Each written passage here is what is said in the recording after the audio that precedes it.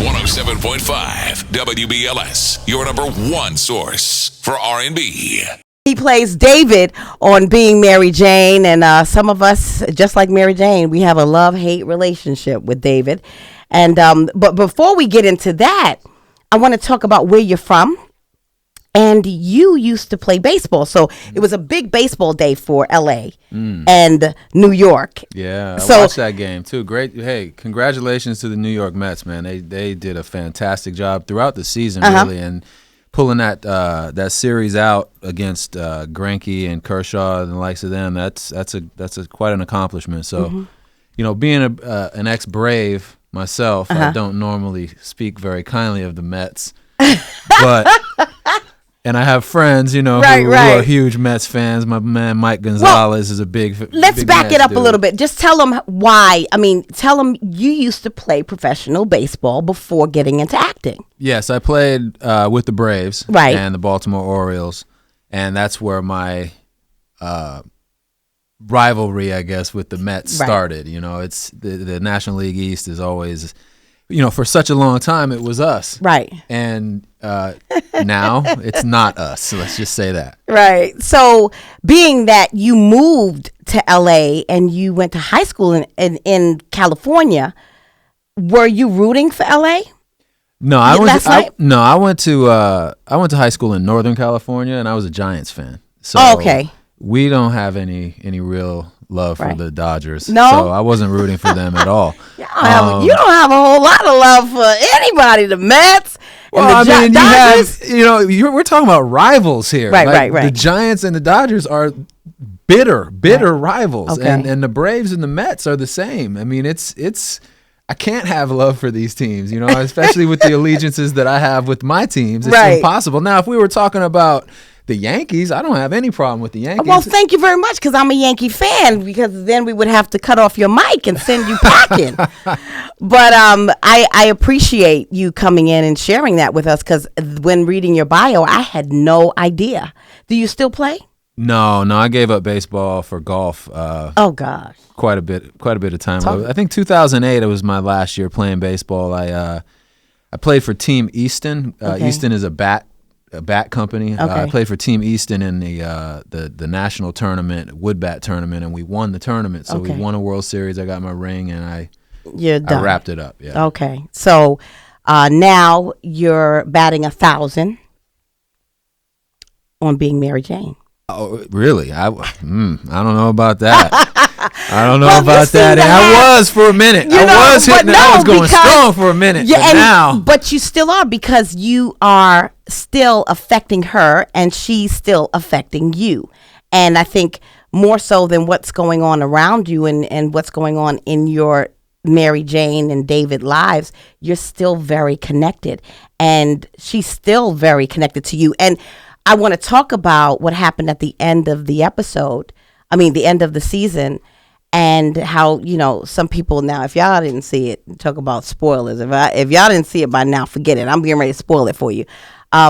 She got into a car crash after hearing about you and one of her good friends having some escapades. If Stephen Bishop was to write the next episode, how would that go? Wow. If Stephen Bishop was to write the next episode, that would all be a dream.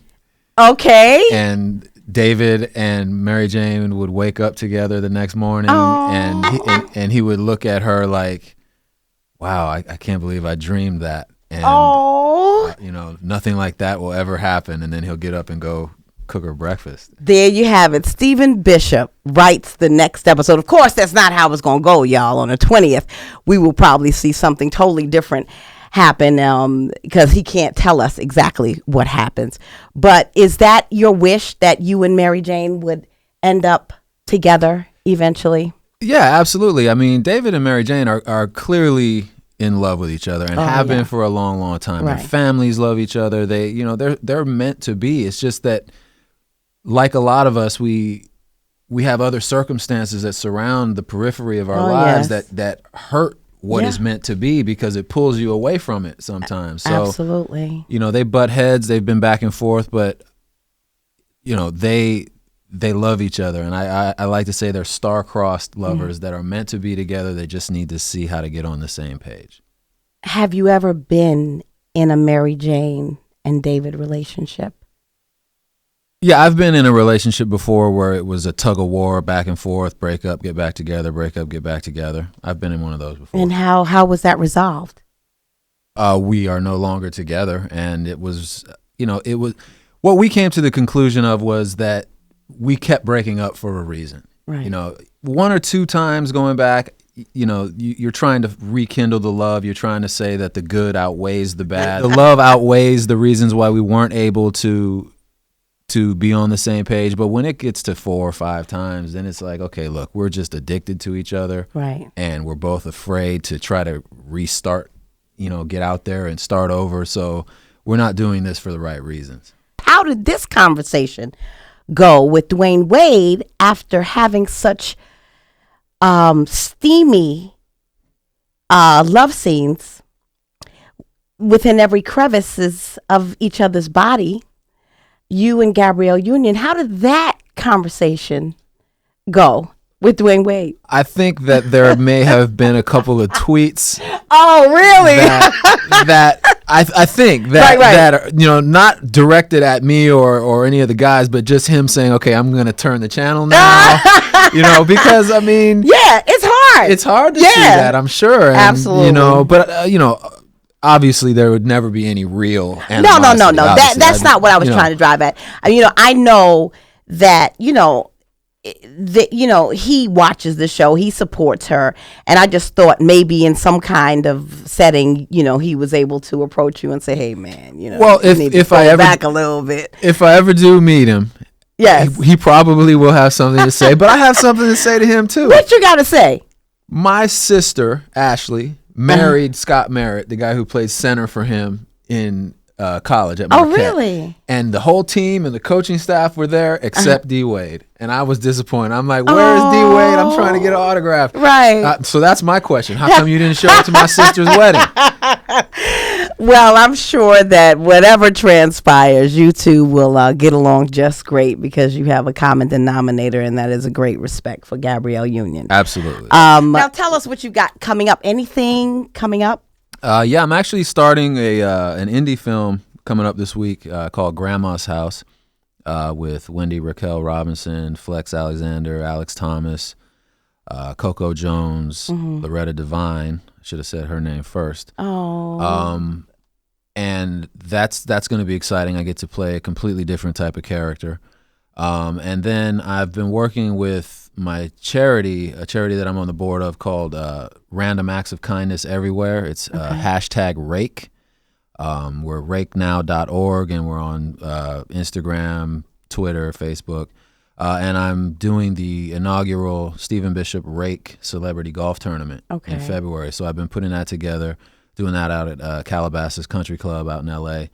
And the guest list for that, the invited guests for that is phenomenal. It's really? a lot of really, really powerful people.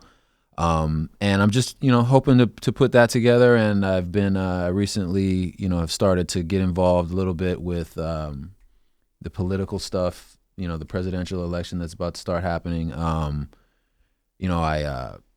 I've endorsed Bernie Sanders, and recently got a chance to meet him and go to a meet and greet and have some conversation. And, I'm just trying to spread my wings and do all the things that I wanted to do and that I hoped that this career would afford me the opportunity to do.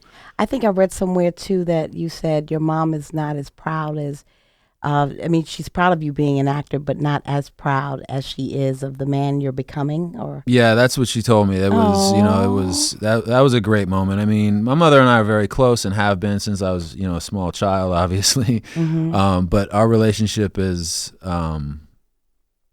very, very symbiotic. We need each other, and so when somebody with that much influence in your life tells you that, yes, I'm proud of you for what you're accomplishing. Right. But I'm so much more proud of the person that you've become. That, right. you can wrap it up at that point, Absolutely. because that's all we want as kids, is to make our parents proud. Exactly. So that was the greatest thing that I could hear. Wow. So are you going to make it over to the Circle of Sisters this weekend? I am. I'll be there tomorrow. So tomorrow you will be joining our Circle of Sisters, one, if not the biggest event that WBLS has.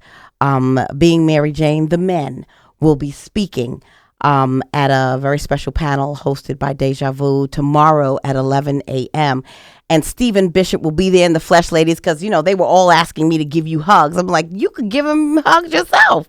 Just come on over to the Jacob Javits Center and show him some love. Now, if you could speak to the ladies, because you have to know. I mean, it has changed for you. I know you've been a professional athlete, so I know, they've been coming at you for a while.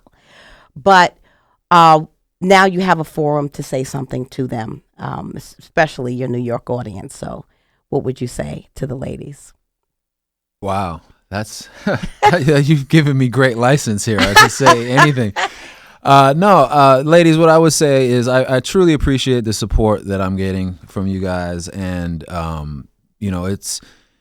there's so much positivity coming my way, even in the face of some of the negativity that David is participating in. And I thank you for that.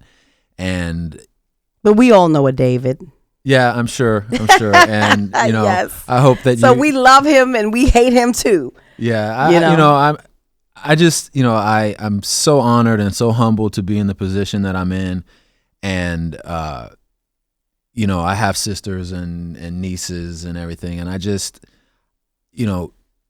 love yourselves, ladies. Really take care of yourselves and do things that make you happy. Don't always do things that you think we want you to do, because some of the things that women think they're doing because men want them to do them are completely off base. Because when we sit in our circles and we start talking about what we like and don't like, some of the things that are being done on our behalf are some of the things at the top of the list that we don't like. So do the things that you know are right and the things that you know make you happy, and then the rest will take care of itself.